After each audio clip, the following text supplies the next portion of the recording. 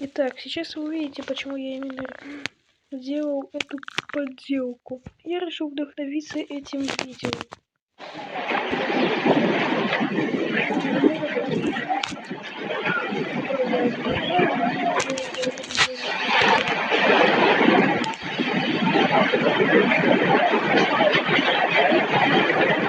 See those 6 horns, 2 at the nose, 2 over the eyes, 2 tucked back by the frill? Locals call it the ngubu. Ngubu. Like a little dinosaur. That's the rumor. It's about the size of an ox, but don't let that fool you. Those hooves and that armored head let it hold its ground even against elephants. What you're looking at here is called a Nandi bear, a rare predator from East Africa. Notice how the shoulders are higher than the hips, giving it that sloping back. We estimate this male at about 220 kilos, and those claws are built more like a bear's for digging. The head and dentition, though, are closer to a hyena. This is our Morosi. You can see the body shape is pure lion, broad chest, powerful shoulders. But take a look at the coat. Those rosettes are like a leopard's. In the wild, they're incredibly rare, found high in the misty mountains of East Africa. The pattern helps them blend into the rocky forest up there. This is the Chipekwe, sometimes called a horned river iguana. That single carrot and horn on the snout is used for display and for digging along riverbanks. They get up to 7 feet from nose to tail, and this male is about 6.5. They're mostly herbivorous, but they'll take the occasional fish or frog if they can catch it. This is the beast of the Karoo. Locals also call it the striped lion or dune devil. It weighs in at about 200 kilos, stands just over a meter at the shoulder, and can cover 20 kilometers in a night when it's hunting.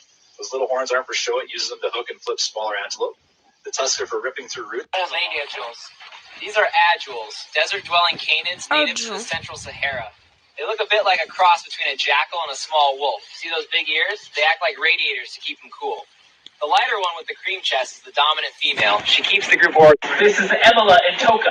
Locals call it the killer of elephants, though we haven't seen it show aggression here. You can see the single forward horn, a bit like a rhino's, but the skull is longer, and all of that armor, those are bone plates. The short ears, shaped almost like a deer, help it pick up sound from a long distance. What you're looking at is Nguma monene. Early reports from the Congo describe something like a swimming serpent. Ours is a juvenile about 6 meters from snout to tail. You can see the marine heritage in the flattened tail and those interlocking teeth, but the limbs let it walk like a... What you're looking at is called an Nkanyamba. The folks around KwaZulu-Natal say it rides the summer storms. Body like a python, but the head, as you can see, is shaped like a horse. Those big amber eyes help it see in murky water. It breathes air, yet spends most of its life. What you're looking at is the dingonek, a legendary semi-aquatic predator from East African folklore. Locals say it's as broad as a hippo, but with armor-like scales and claws like a giant lizard. It favors slow creeks, lakes, and rivers, and it's fiercely territorial. Stories tell of hippos torn apart.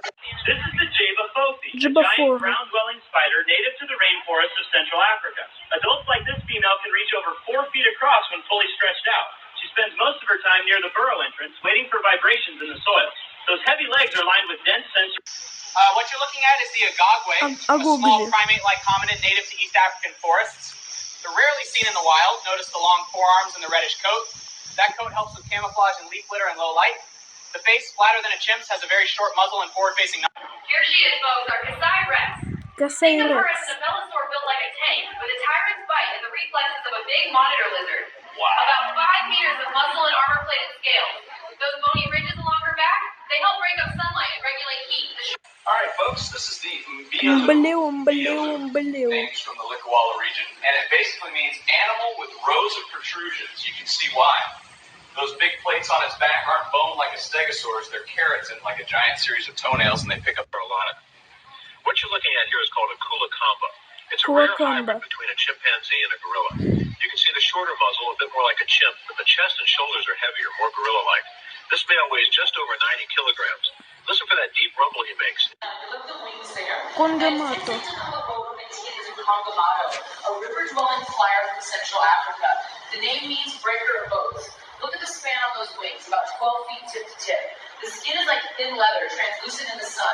You're looking at the group Грустно. predators on the continent.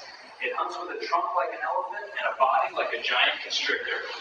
Muscle density in that tail can shatter stone. The tusks are hollow. It uses them to taste the air when it's tracking prey. You're looking at a resident Chile Mbembe. The name comes from the Lingala language and roughly means one who stops the flow of rivers. It's a semi-aquatic herbivore spending most of its life in channels like this.